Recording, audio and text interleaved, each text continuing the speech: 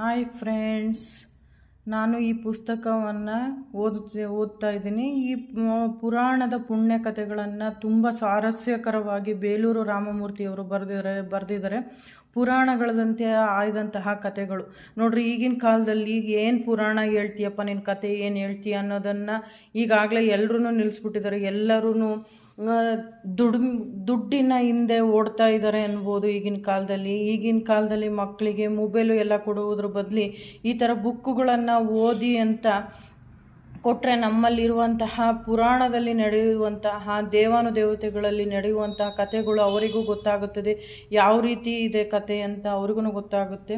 ನೋಡಿ, ಈ ಪುರಾಣ ಕಥೆಗಳನ್ನು ಓದುವಾಗ ಅವರಲ್ಲಿ ದೈವತ್ವ ಅನ್ನೋದು ಬೆಳೆಸೋಕ್ಕೆ ಕಾರಣ ಆಗ್ತೀವಿ ನಾವು ಅಂತ ಹೇಳ್ಬೋದು. ಈ ರೀತಿಯಾದಂಥ ಬುಕ್ಕುಗಳನ್ನು ಮಕ್ಕಳಿಗೆ ಓದೋಕ್ಕೆ ನಾವು ಅವಕಾಶ ಮಾಡಿಕೊಡ್ಬೇಕು. ಇದರಲ್ಲಿ ಬರುವಂತಹ ಕಾರ್ತಿಕೇಯ ಷಣ್ಮುಖ ಯಾವ ರೀತಿ ಆದಂಥ ಅನ್ನುವ ರೀತಿಯಿಂದ ಹಿಡಿದು ಮತ್ತು ಸೂರ್ಯೋಪ ವ್ಯಾಖ್ಯಾನ ಎನ್ನುವ 48 ಕಥೆಗಳು ತುಂಬ ಸ್ವಾರಸ್ಯಕರವಾಗಿದೆ. ಇದನ್ನು 2.5 ಪೇಜಲ್ಲಿ ವಿದ್ಯಾ ವಾಚಸ್ಪತಿ ಎನ್ನುವರು ಮುನ್ನುಡಿಯನ್ನು ತುಂಬ ಚೆನ್ನಾಗಿ ಬರ್ಕೊಟ್ಟಿದ್ದಾರೆ.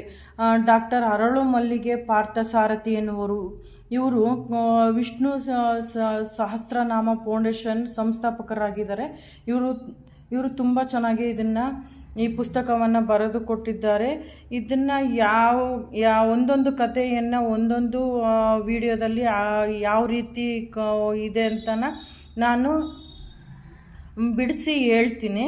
ಇದನ್ನು ಮಕ್ಕಳಿಗೆ ಓದೋಕ್ಕೆ ನಿಮಗೆ ಅನುಕೂಲ ಆದರೆ ಈ ಮಕ್ಕಳಿಗೆ ಓದೋಕ್ಕೆ ಈ ಬುಕ್ಕನ್ನು ತೆಗೆದುಕೊಟ್ಟು ನೀವು ಓದ್ಬಿಟ್ಟು ಅದನ್ನು ಕಥೆಗಳನ್ನ ರಾತ್ರಿ ಮಲಗುವಾಗ ಹೇಳುವಾಗ ಆ ಮಕ್ಕಳಲ್ಲಿ ಏನೋ ಒಂದು